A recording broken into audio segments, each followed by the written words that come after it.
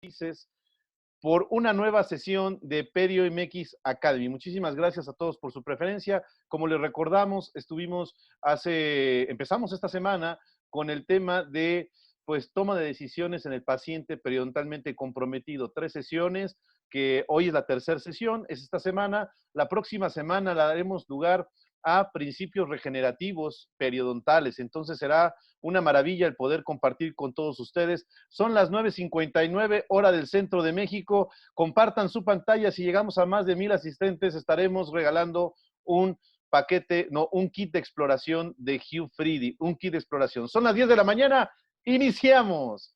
Bueno, pues bienvenidos a Perio MX Academy. Y hoy tenemos nuestra tercera sesión. Muchísimas gracias a todos por su preferencia. Hoy es la tercera sesión, la sesión 3, y pues más que felices porque nos han dado su preferencia. Saludos a mis alumnos del grupo 4009, que son los que inspiraron la sesión del día de hoy, jueves, aquí en la Ciudad de México. Y bueno, como les comentaba, pues es importante que nosotros tomemos bien en cuenta que Perio MX Academy es un proyecto donde vamos a dar clases gratuitas del programa que yo estoy llevando en el pregrado de la Facultad de Odontología de la UNAM, los puntos más destacados, y esta semana fue el tema de toma de decisiones en la terapia periodontal. Ya hablamos acerca del manejo, protocolos, y hoy es la tercera sesión. Hoy amenazo a que sea un poquito más largo, pero esperemos que sea para todos de su agrado. Muchísimas gracias a todas las personas. Háganos llegar sus preguntas a través de este Facebook y también háganos llegar sus preguntas a través de Instagram. También es importante mencionarles lo siguiente. Resulta que tenemos de una manera muy importante, pues gracias a que mucha gente se ha conectado y que no nada más son, porque estas clases son a nivel de pregrado, me han pedido algo más especializado y es por eso que sacamos nuestros seminarios clínicos. Los seminarios clínicos son los días viernes a las 11 de la mañana, hora del centro de México. Se tienen que escribir por perio.mx. Es un esquema completamente muy distinto. Esto será por la plataforma Zoom. No habrá transmisión por Facebook ni por nada. De hecho, hay un donativo, pero el seminario clínico es completamente aparte, pero nosotros seguiremos con nuestras clases virtuales. Si alguien quiere ver algo al respecto, pues el tema que corresponde a esta semana, o sea, el día de mañana, será ferulización o no ferulización en dientes comprometidos periodontalmente. Así que los esperamos. Solo tenemos 100 lugares, muy pocos lugares, ya van más de 30 registrados. Los esperamos entonces el día de mañana en nuestros seminarios clínicos por Zoom. Se tienen que inscribir por perio.mx y bueno, y ahí verán el cuestionario, el formulario y también respecto al donativo. Pues continuamos a nuestra clase aquí en Perio MX Academy. Y bueno, pues hablábamos acerca de la toma de decisiones en la práctica periodontal, sobre todo para la terapia periodontal. Y hay un artículo clásico, este artículo clásico del año 2000, me parece que es del año 2004, o sea, sí es clásico, ya tiene más de 15 años este artículo, pero vale mucho la pena platicar al respecto de él. Este artículo, escrito por el doctor Pierre Baini y por el doctor Jean-Louis Giovanoli, menciona acerca de el perfil del paciente, la toma de decisiones en la práctica periodontal, cómo nos encontramos el día de hoy y qué tenemos que tomar en cuenta, porque de ahí se inspiró esta charla, la toma de decisiones, porque muchos alumnos de pregrado y también las personas que nos miran en sus clínicas no saben qué hacer a veces cuando tienen un paciente periodontalmente comprometido, sobre todo cuando hay que tomar decisiones multidisciplinarias. Entonces, pues vale la pena mucho mencionar que en este artículo del año 2004, en el Periodontorio 2000, que es una revista de alto impacto, se menciona que se tiene que valorar el perfil del paciente. ¿Qué está buscando el paciente? ¿Dónde se encuentra el paciente? ¿Qué ocupa el paciente? También las determinantes del sujeto, la edad, el sexo, si tiene alguna enfermedad sistémica, si está controlado, si no está controlado, ¿sí? Otra parte es la queja principal.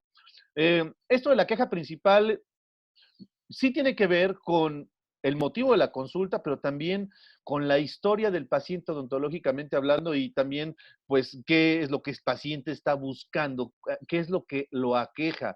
Obviamente vamos a generar, pues, una estrategia a través de la historia médica o la historia clínica esto es importantísimo, las características socioeconómicas. Desgraciadamente no es que queramos regirnos por el dinero, pero sí es importante mencionar que el dinero es una parte fundamental, sobre todo cuando hay tratamientos multidisciplinarios. Entonces, ¿qué características socioeconómicas tiene el paciente?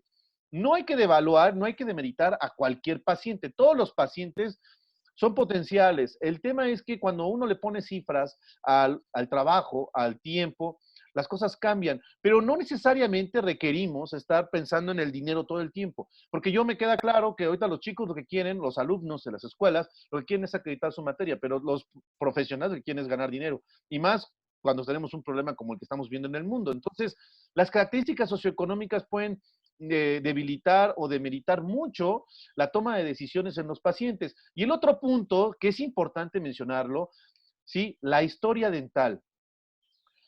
Miren, la relación médico-paciente es como el amor, no vale la pena estar indagando en el pasado, ¿sí? Porque se tiene que construir un presente.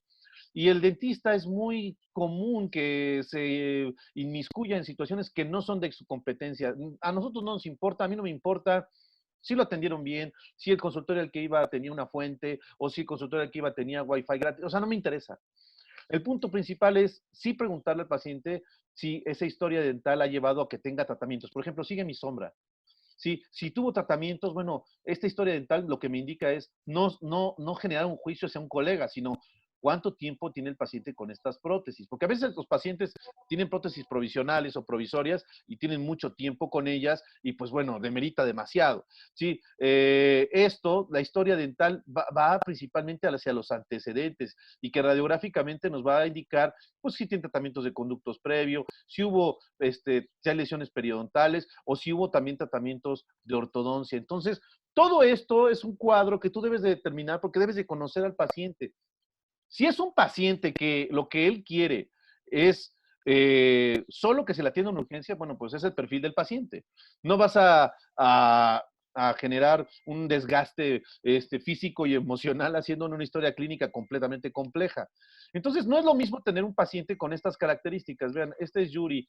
A Yuri la había mostrado en algunos momentos, en algunos videos, ¿sí? Donde es una paciente joven, y desgraciadamente lo que me pasó con Yuri es que es una paciente, esta paciente que están viendo aquí, es una paciente de 25 años de edad y que, bueno, pues tiene una situación completamente compleja, hablando acerca de su condición intraoral, ¿no? Intraoralmente, pues tiene una periodontitis estadio 4. Ahorita vamos a platicar de la periodontitis estadio 4.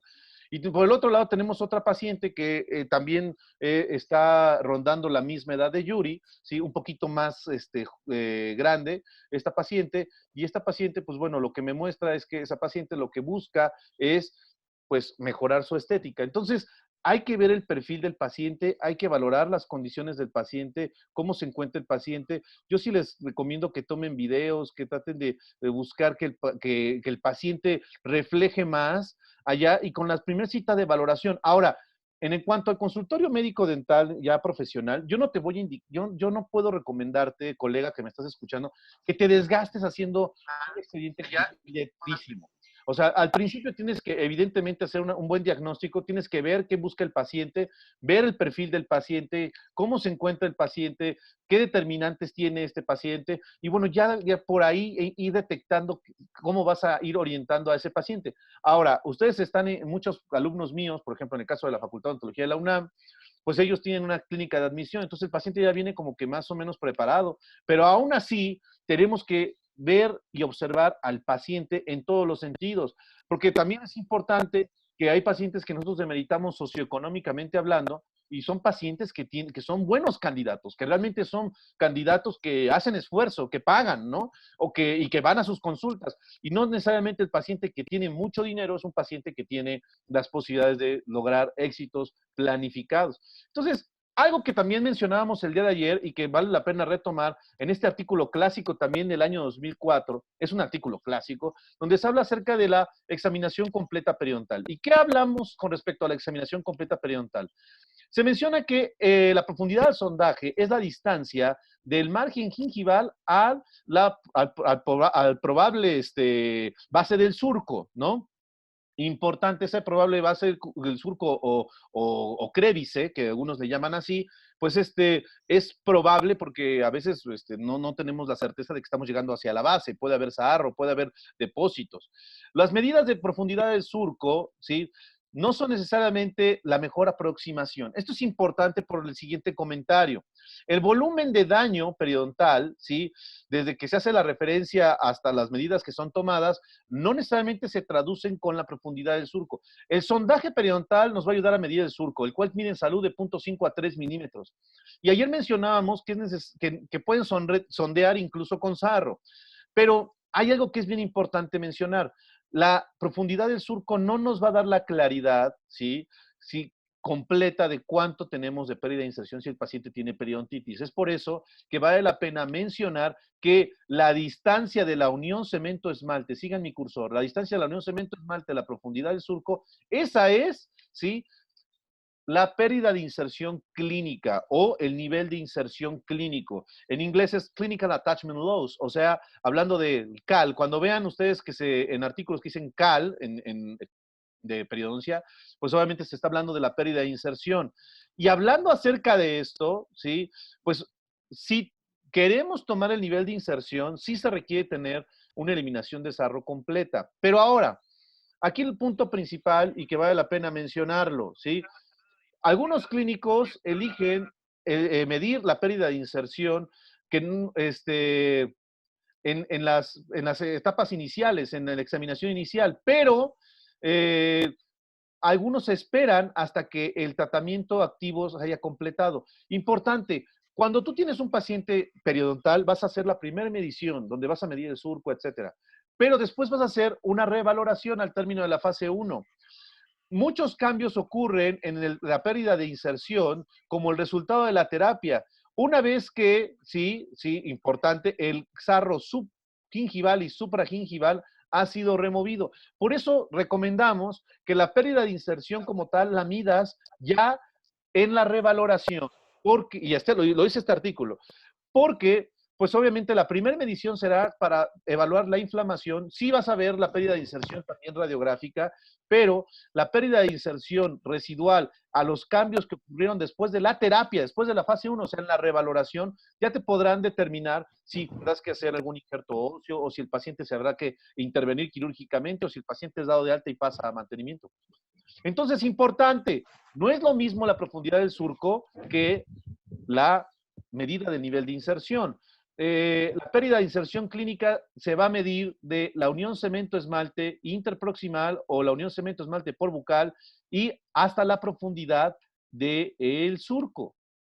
Ese es el nivel de inserción de la unión cemento-esmalte a la profundidad del surco.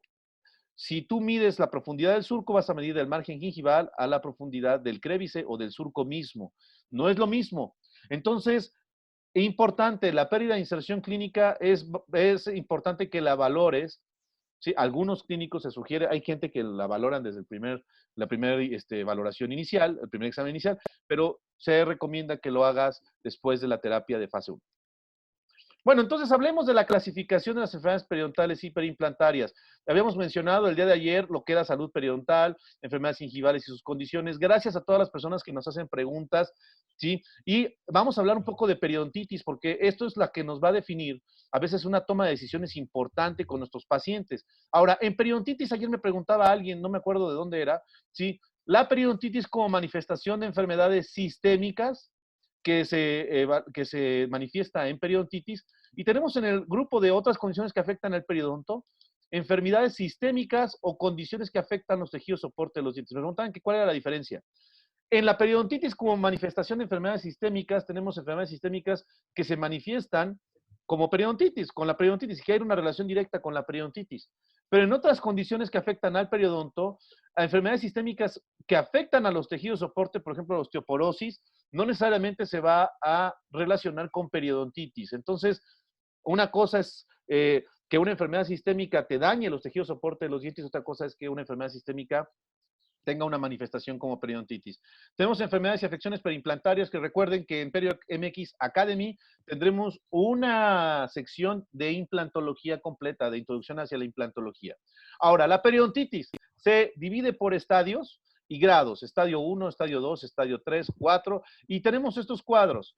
Periodontitis por estadio. Vamos a hablar acerca de la severidad, donde vamos a evaluar la pérdida de inserción interdental, la pérdida ósea radiográfica y la pérdida dental. Importante, en la severidad.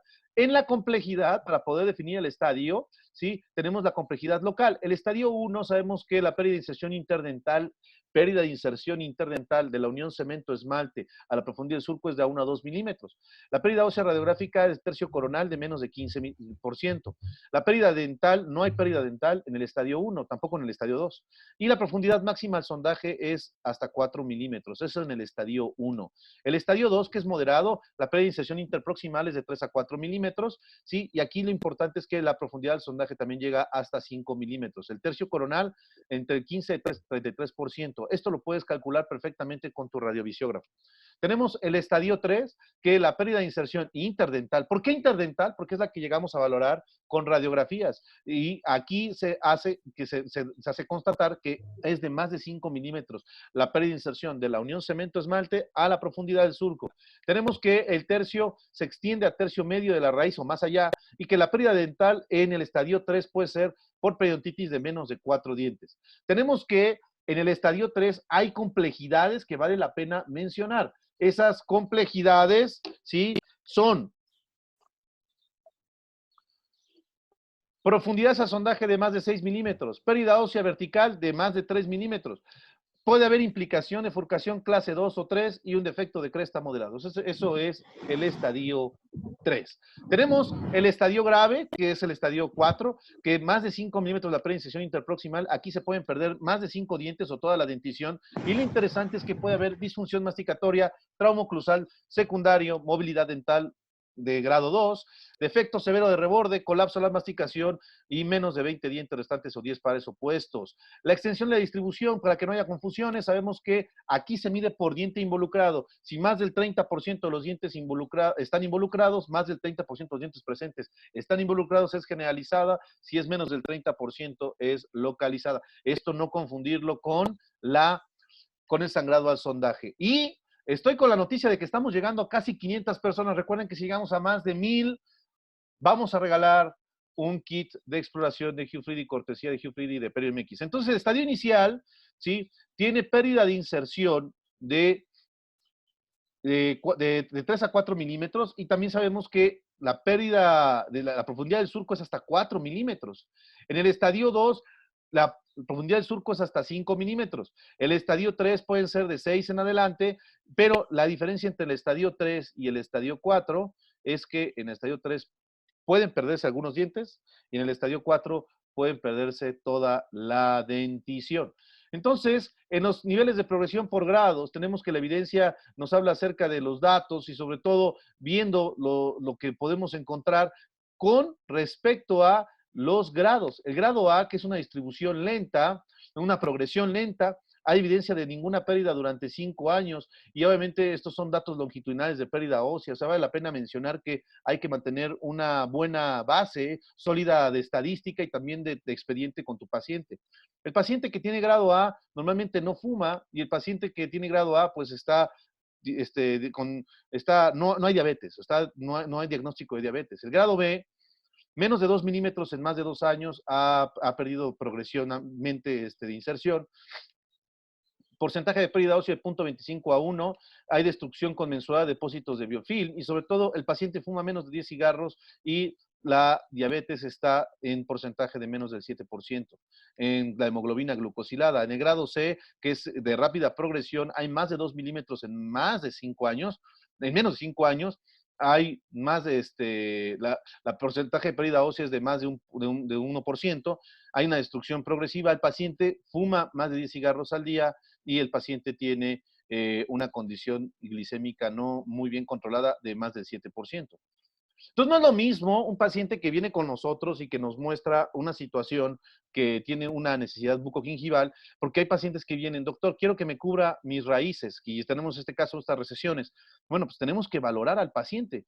Este paciente también, o sea, tiene recesiones gingivales y a veces nos dejamos ir por lo aparatoso, por las recesiones, por las caries. Sí requerimos evaluar al paciente porque puede ser que el paciente sea un paciente periodontalmente comprometido, y si el paciente es periodontalmente comprometido y tiene periodontitis, tendremos que tratarlo.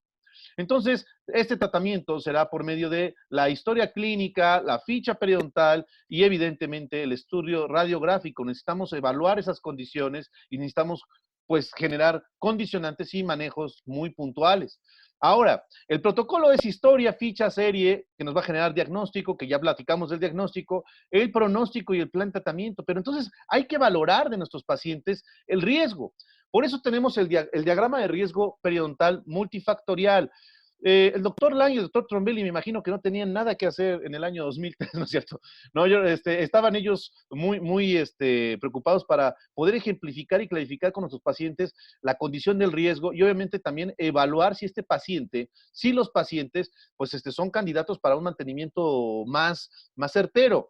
¿Qué pasa? Que ellos hicieron un pentágono y hicieron un pentágono y dieron valores 1, 2, 3, 4, 5 como códigos. Esos valores me hablan de lo siguiente, ¿sí? Los valores de la axis. El código 0, ¿sí? Quiere decir que el paciente del sangrado al sondaje tiene del 0 al 4%, el código 1 del 5 al 9, el código 2 del 10 al 16. O sea, tú lo que haces es, para que no repitamos todo, haces la ficha periodontal, sacas el porcentaje de sangrado y dependiendo lo que tengas en la tabla, es el código que será. Y entonces te vas a sangrado al sondaje. Si el paciente es código 5, te vas hasta el código 5. Si el paciente es código 3, o sea, solo 17 al 27%, pues es código 3. Y ahí nos vamos. Otra condición que se valora, número de sitios con profundidades mayores a 5 milímetros. Si tiene más de un sitio, si tiene de 0 a un sitio, pues es el código 0, si de 2 a 3 sitios, el código 1, de 4 a 5 sitios, el código 2, y así nos vamos, ¿sí? Si esta condición va a número de sitios con profundidades mayores a 5 milímetros. Y aquí está la profundidad mayor a 5 milímetros. Pérdida de dientes, ¿cuántos dientes ha perdido? Y aquí tenemos los códigos, el 0, 1, 2, 3, 4 y 5, y el código 0, el código ha perdido de 1 a 2 dientes es 1, 3 a 4 dientes es 2, 5 a 6 dientes es 3, y así nos vamos. Si a más de 9 dientes, pues bueno, pues es código más de 5. El porcentaje de sitios con pérdida ósea, y obviamente el porcentaje de sitios con pérdida ósea, sacamos una regla de 3 de cuántos sitios tiene con pérdida ósea, y ahí estamos el porcentaje. Y obviamente el tabaquismo, cuántos cigarros fuma por día, o cuántos cigarros fuma por semana, o por mes, y sacamos una media por año, y bueno, pues aquí tenemos los códigos. ¿Qué nos dice este diagrama de riesgo? Por ejemplo, este paciente, que es un diagrama de riesgo inicial de un paciente, llega al código 5 en el sangrado al sondaje y sabemos que entonces, pues obviamente tiene más de 36% de sitios con sangrado y eso nos lleva a pensar, estamos hablando de aquí mi cursor, esto nos lleva a pensar que el paciente tiene una enfermedad periodontal activa. En la profundidad de la bolsa tiene un código 3. La profundidad de la bolsa me habla de que la profundidad de la bolsa, el código 3, tiene profundidad, número de sitios con profundidades de más de 5, pues 6 a 7 sitios. O sea, sí tiene una severidad. También tenemos que la pérdida de dientes, el paciente tiene entre el 1 y el 2, o sea, ha perdido muy pocos dientes, pérdida de dientes entre 1 y 2 dientes ha perdido, o sea, el paciente ha perdido muy pocos dientes. Tenemos que el tabaquismo, ¿sí? El tabaquismo, pues aquí el paciente pues tiene código 2, o sea, el paciente es un fumador ocasional de 40 a 89 cigarros al día. Esto es al inicio, entonces valoramos al paciente al inicio y siempre los riesgos van a ser el porcentaje a sondaje, de sangrado al sondaje, la profundidad de bolsa, la pérdida de dientes, la pérdida ósea, el tabaquismo, ¿sí? Van a ser determinantes del riesgo periodontal. Y bueno, vemos aquí al paciente que después de la fase 1, sí, mejoró significativamente, ¿sí? Vamos a verlo con un comparativo. Esto es al inicio y esto es al final. Obviamente, al final de la fase 1 vemos que el paciente sigue teniendo pérdida ósea, por lo tanto estamos constatando que el paciente pues requerirá un tratamiento quirúrgico. Esto vale la pena mencionarlo porque si el paciente no hubiera controlado el porcentaje de sangrado, el tabaquismo, obviamente las profundidades de la bolsa y la pérdida de dientes, y el problema nada más se queda en pérdida ósea. Si el paciente se hubiera expandido en este diagrama de riesgo, el paciente no sería candidato. Esto es lo importante de los riesgos. Ahora, ya cuando terminemos la valoración, vale la pena que en la fase de mantenimiento cada vez hagamos un diagrama de riesgo para evaluar cuántas van a ser las visitas del paciente en nuestra consulta. Entonces, el pronóstico nos va a ayudar a esto, porque el pronóstico es el desarrollo de una predicción, pero a nivel periodontal es un análisis acertado del estado periodontal de uno o varios dientes, y este análisis pues va principalmente con varias situaciones: la edad, las radiografías, el diagnóstico que tiene el paciente, la interconsulta con este precepto de Adler, IDEA, identificar, desarrollar, ejecutar y valorar. Y aquí, pues obviamente, pues sí se habla de la economía, se habla de muchas cosas y cómo va respondiendo el paciente, qué tipo de enfermedad tiene, cómo responde o qué tipo de necesidades tenemos a la interconsulta y la respuesta a la fase 1. Y ahí tendremos que tomar las decisiones si el paciente es candidato para una cirugía, o es candidato para un implante, o es candidato para una prótesis, qué tipo de prótesis. Todo va a depender también de la respuesta del paciente. Entonces hay factores del paciente que tenemos que evaluar. Hay factores locales, como es el caso del control personal de placa, que principalmente para cuestiones quirúrgicas y para implantología se buscará que sea de menos del 15%. Muchas escuelas pedimos el 20%, pero debe ser el menos del 15%. Es una situación un poco compleja. También necesitamos que haya una infección de sangrado de menos del 15%, que obviamente con la fase 1.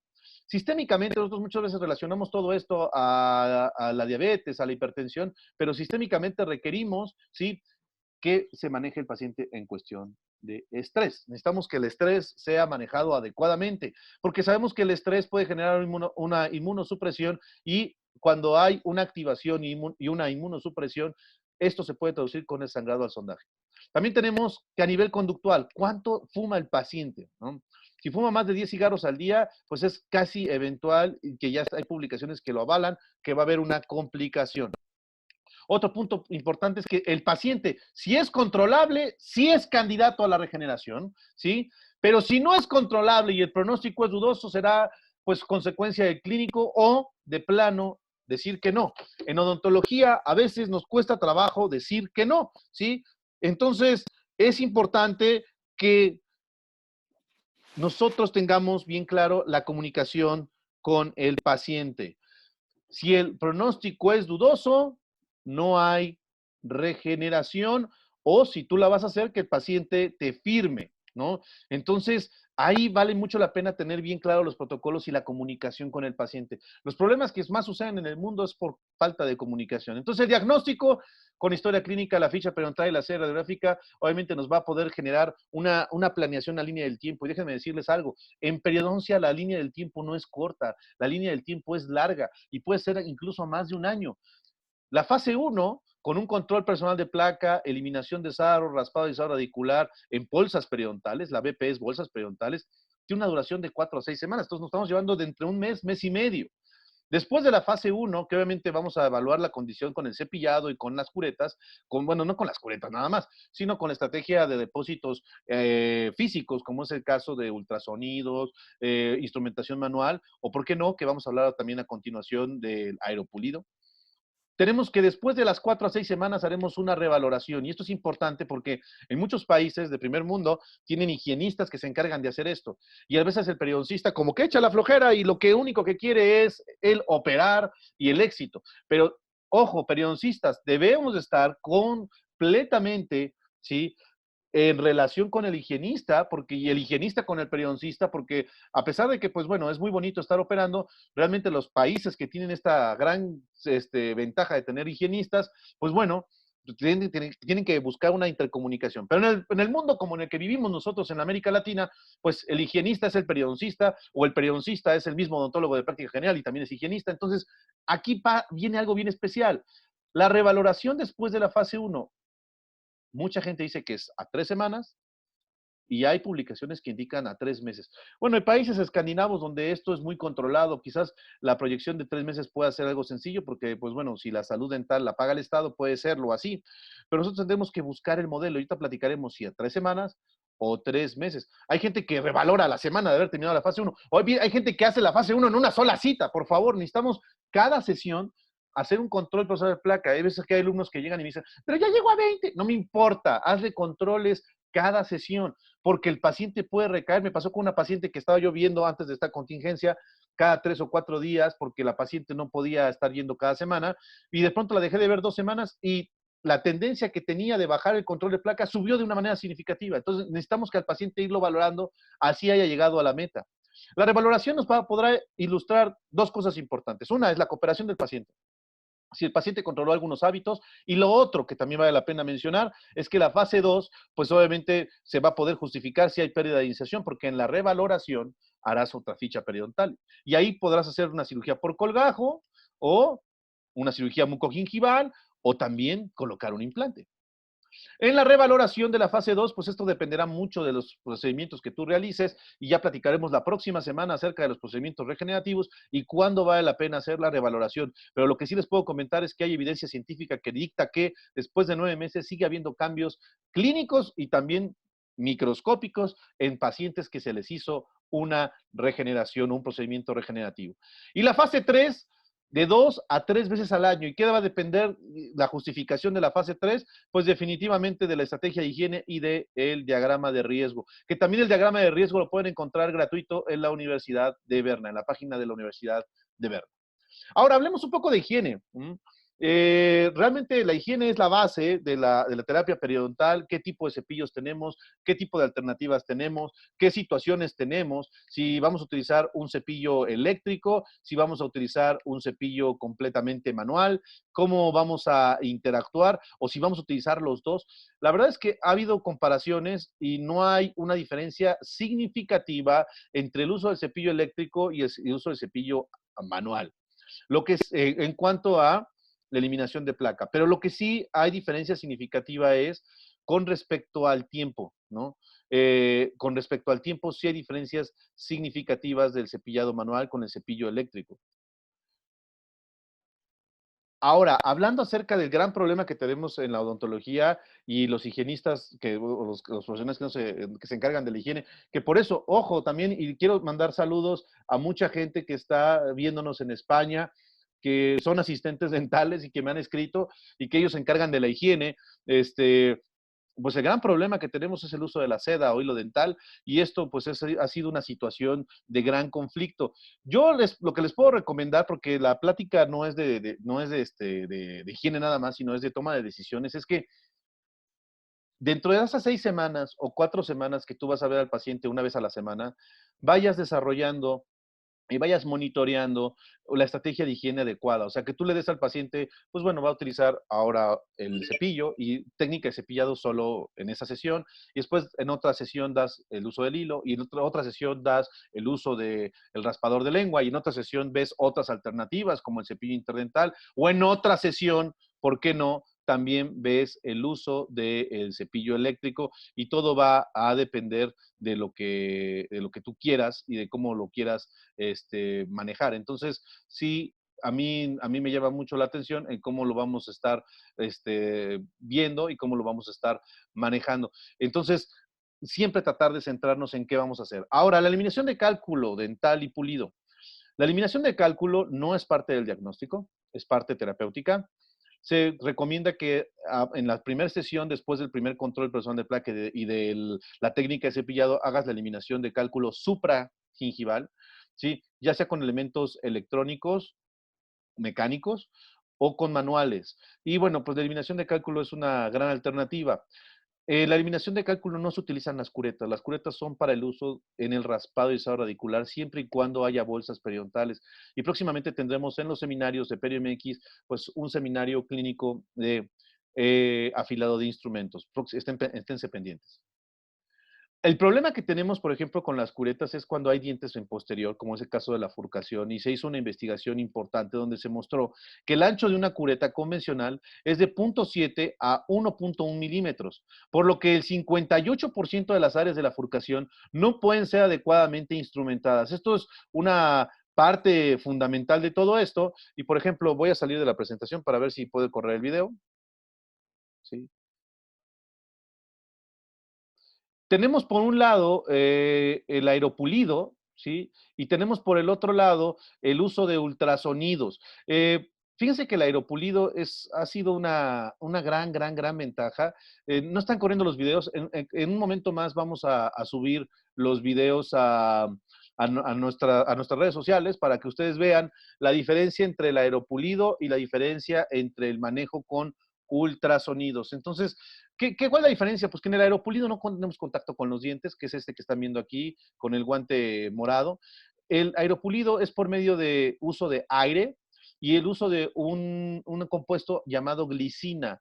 La glicina va a desorganizar el biofilm y entonces esta desorganización del biofilm va a ser de una manera importante, justificada y sobre todo va a coadyuvar en sitios donde hay prótesis, donde hay implantes, donde a veces no podemos utilizar la punta de ultrasonido. Recuerden que la punta de ultrasonido o cavitrón, como decimos en México, no se debe utilizar sobre superficies de cerámica, sobre resinas, sobre polímeros, se debe utilizar sobre superficies dentales, no se debe utilizar sobre implantes tampoco la punta metálica, ya hay unas puntas de PEC, ¿sí? Que es un polímero importante. Pero el aeropulido, la verdad es que ha sido de alto agrado y bueno, ojalá próximamente llegue a América Latina el aeropulido, ojalá llegue.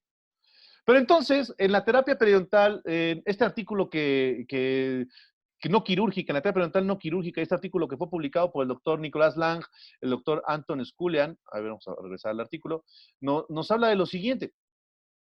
Este artículo que me gusta mucho es un artículo del año 2019, o sea, del año pasado, o sea, sí es muy actual.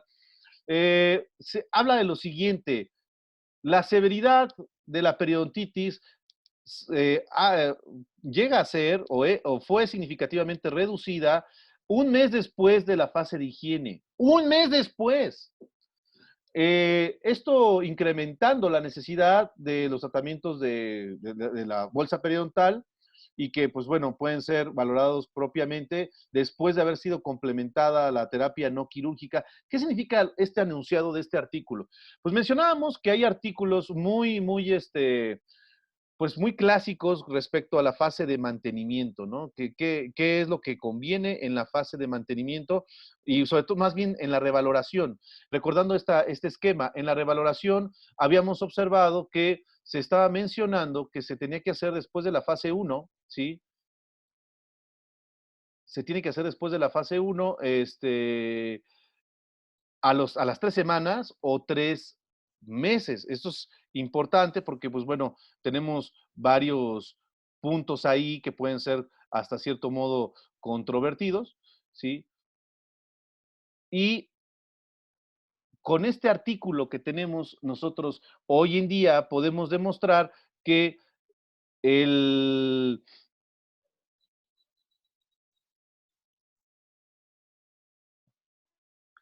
podemos demostrar a cierto modo que pues la revaloración después de la fase 1, la revaloración después de la fase 1 se tiene que realizar, ¿sí? Al mes. Entonces, ahí hay muchas cosas que vale la pena mencionar y que vale la pena recalcar porque, pues bueno, nosotros teníamos este esquema, ¿no? De todo, ¿sí? Cómo se encontraba la situación.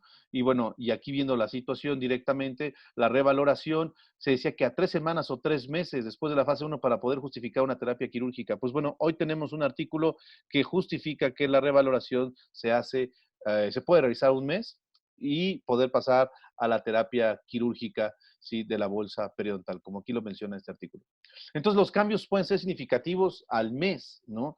Aún así, pues bueno, vemos pacientes como este caso de un paciente que vino el 22 de mayo, aquí está, siga mi lupa, el 22 de mayo del 2019 vino un paciente con esta pérdida de inserción, vean la pérdida de inserción que tiene el paciente, al paciente lo llevamos, tenía bolsas de 7, ¿no? Tenía bolsas de 7, tenía, pues es la bolsa más grande, tenía una periodontitis estadio 3, ¿no?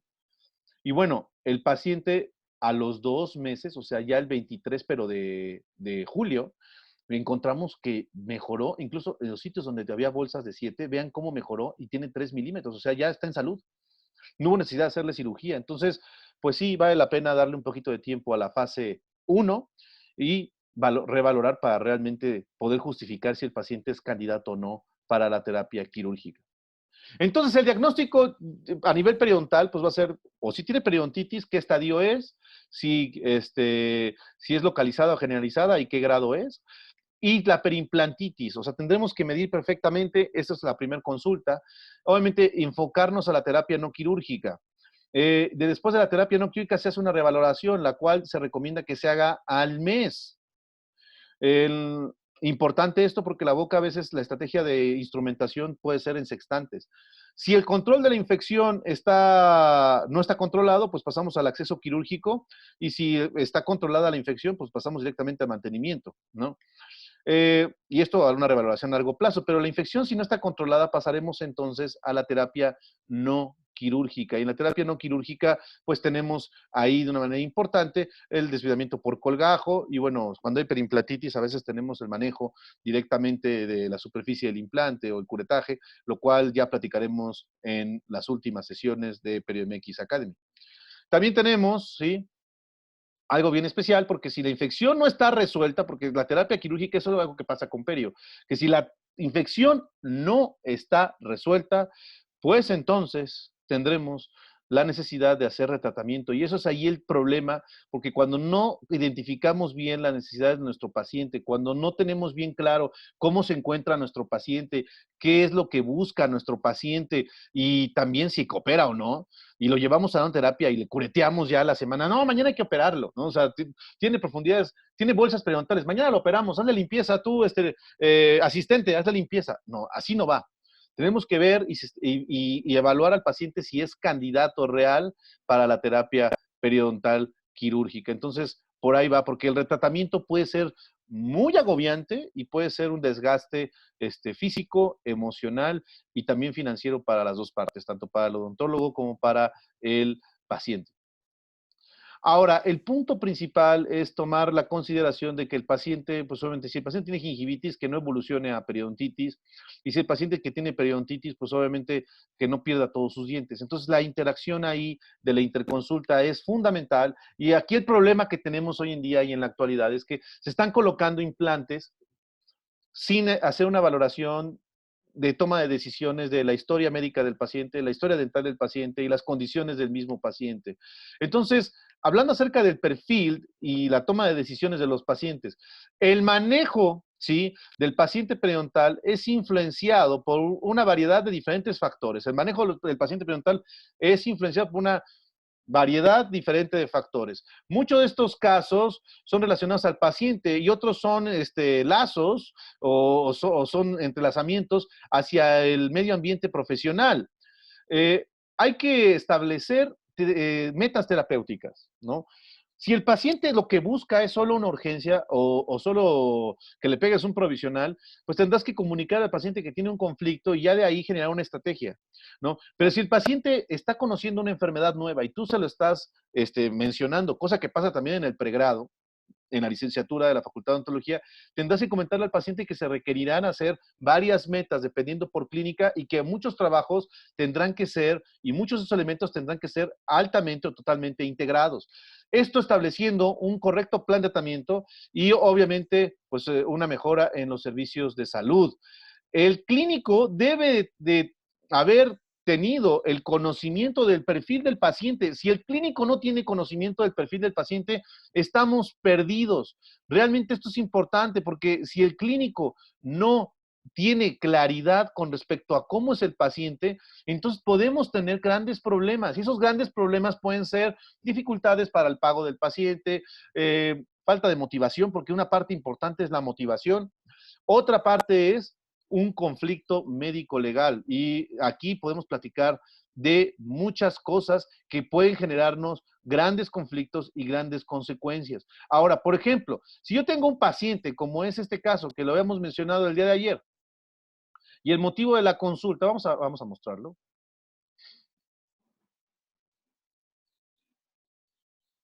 Este paciente, si el motivo de la consulta de este paciente es quiero mi blanqueamiento dental. O sea, realmente al paciente, ¿cómo lo puedo encaminar a que hay que hacerle una valoración periodontal? Esto es importante. Es la pregunta. ¿Cómo al paciente yo puedo encaminarlo a una valoración periodontal? Y la otra, porque bueno, esto a lo mejor a mis alumnos de pregrado no les importa mucho, pero a los colegas que me están oyendo, ¿cómo puedo hacer que el paciente pague una cita de diagnóstico periodontal. ¿Cómo lo puedo hacer? Y aquí es cuando nosotros implementamos pues muchas estrategias, como es el caso de los índices periodontales. O sea, porque esto que están viendo aquí en la pantalla, o sea, lo que son estas imágenes de, sigan mi cursor, de que son de fichas periodontales, fotos, es tiempo, ¿no? Y uno debe de cobrar por esto. Y si hay gente que nos está escuchando y que es paciente, obviamente tiene que saber que pues la valoración periodontal es una valoración exhaustiva y que es una valoración que requiere pues un sensato manejo. Entonces, ¿qué es lo que tenemos que hacer con nuestros pacientes? Primero, comunicarle a nuestros pacientes, señora, señor, tiene usted una infección.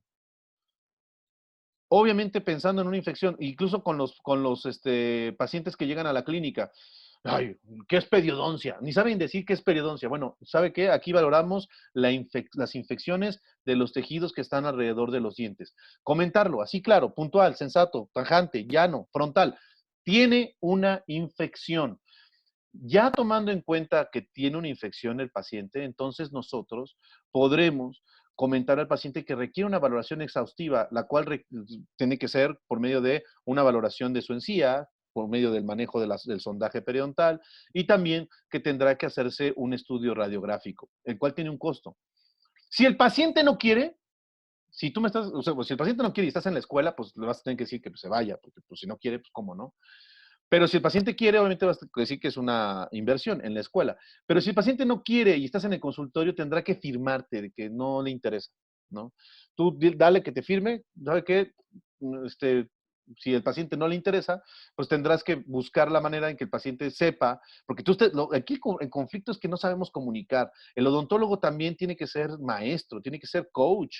Entonces, me preguntaban en el Instagram, ¿cómo le hace para motivar a un paciente para la higiene? Pues es que tienes que irle mostrando al paciente. Incluso si tienes asistentes que te ayuden, yo lo que hago muchas veces que a mis asistentes no es que las ponga yo a hacer todo, las pongo a que también se vayan familiarizando. A veces el paciente le cuenta más al asistente que al propio clínico. Ahora también tú, clínico, no te involucres con el dinero del todo. Ten un manager o ten una persona que se encargue de hacer los cobros. Hay gente que es la secretaria o el mismo asistente. Genera tu propio sistema, ¿no? Pero si tú eres el que cobra, el que confirma, el que enseña, el que instruye, son muchas cosas y muchas figuras depositadas sobre ti y es más difícil motivar a la persona, porque la persona te va a ver con ojos de que este me quiere cobrar, ¿no? Y entonces tú la idea, pues realmente sí queremos cobrar porque de esto vivimos y bueno, más cuando se levante esta cuarentena, que yo creo que va a ser cincuentena o sextentena, no sé, pero el tema es que cuando nosotros regresemos con nuestros pacientes, busquemos apoyarlos y motivarlos. Y esa motivación va desde el punto de vista de que el paciente se deje hacer una valoración. Ahora, si el paciente se deja hacer esa valoración, ¿sí? Y el paciente ya está consciente y tú tienes el diagnóstico ya certero, porque si a un paciente tú lo citas para hacerle una valoración periodontal, no, o sea, señora, le voy a hacer una valoración periodontal y obviamente ya programaste, ya el paciente ya sabe que tiene que pagar esa valoración periodontal. Importante porque, pues bueno, tú ya te programas, incluso tienes asistente, ya tienes todo para que puedas dar el mejor servicio y poder recabar los datos. Recuerda que lo más importante de la valoración periodontal es recabar los datos. Y estamos hablando acerca y llegando a las conclusiones del perfil del paciente. Teniendo estos datos, ya le podrás hacer un presupuesto y obviamente una propuesta de plan de tratamiento. Y aquí vale la pena mencionar como recta final. En el plan de tratamiento periodontal, sí es importante y multidisciplinario que al paciente le dejes ver que si el paciente es un paciente periodontalmente comprometido, su tratamiento no va a ser ni en un mes, ni en 2 meses, ni en 3. Va a ser probablemente en un lapso de más de un año. Si al paciente tú lo involucras, si el paciente va a requerir una interconsulta multidisciplinaria, si el paciente va a requerir una interconsulta multidisciplinaria, aquí vale la pena mencionar lo siguiente, que la interconsulta multidisciplinaria, a ver, ustedes díganme, ¿qué ortodoncista hace tratamientos en menos de 4 meses? Por mucho que haga corticotomías y en pacientes periodontalmente comprometidos. Eso no existe. Y si lo haces, pues ten cuidado porque puedes meterte en problemas. Yo lo que sí trato de hacer con mis pacientes, y esto le comento a todos, es que tengamos bien claro cómo vamos a manejar la situación con el paciente las interconsultas, jerarquizar, o sea, dar valor. Si el paciente, para que tenga buena higiene, por ejemplo, estás viendo la imagen del paciente que tengo yo aquí atrás de mí, ¿no? Ahí está. Tiene esta prótesis este paciente, ¿no? Este paciente es un paciente periodontal. Por mucho que yo le dé técnica de cepillado, lo motive y para arriba y para abajo y cepillo eléctrico, este paciente requiere un cambio de provisionales y requiere un manejo protésico. Entonces tenemos que jerarquizar qué es lo que más le hace falta al paciente y qué es lo necesario para él. Obviamente, nosotros a veces jugamos con los provisionales y decimos que provisionales, pero hay que pensar en la etapa de provisionalización y sobre todo en la etapa de temporalización. Entonces, es de nosotros, y llegando a la recta final de esta clase, es de nosotros y de estas sesiones que la toma de decisiones sea correspondiente a las necesidades del paciente y que el paciente haga un plan de tratamiento como lo que hacen los ortodoncistas, y ese plan de tratamiento va principalmente encaminado a que se haga por cierto tiempo, incluso, ¿por qué no? Financieramente, el paciente pague cómodas mensualidades. Por ejemplo, si este paciente requiere cambio de prótesis, ¿sí? Este paciente requiere cambio de prótesis, entonces voy a hacer modelos de estudio, se le propone al paciente un plan de tratamiento integral donde si el paciente va a pagar 100 pesos o $100, ¿no? O 100, pongan el número 100 como el máximo, bueno, y el paciente apenas si está ganando un peso al mes o un peso cada 2 meses, pues tendrás que hacer la estrategia para que con el tiempo que tú le propongas al paciente, que es más de un año, el paciente pueda cubrir financieramente ese presupuesto. Entonces, no dejarnos llevar por lo que dicen los pacientes y también por subestimar socioeconómicamente a nuestros pacientes. Conclusiones. Como conclusión, bueno, pues como conclusión tenemos lo siguiente. Gracias a las más de 500 personas que se conectaron el día de hoy. No llegamos a las 1000, pero bueno, ya estaremos viendo cómo nos las arreglamos para hacerles llegar esos kits de exploración de HuFreedy. Como conclusión, entonces, el perfil del paciente en la toma de decisiones, tendremos que manejar al paciente dependiendo de los diferentes factores que teníamos, la historia del paciente, la historia médica del paciente, el motivo de la consulta, la historia dental del paciente, la interconsulta, etcétera. Nosotros como clínicos debemos de tener la sensibilidad y de poder tener buena comunicación con nuestros equipos de colaboradores, en este caso el protesista, el endodoncista, el cirujano maxilofacial, el ortodoncista.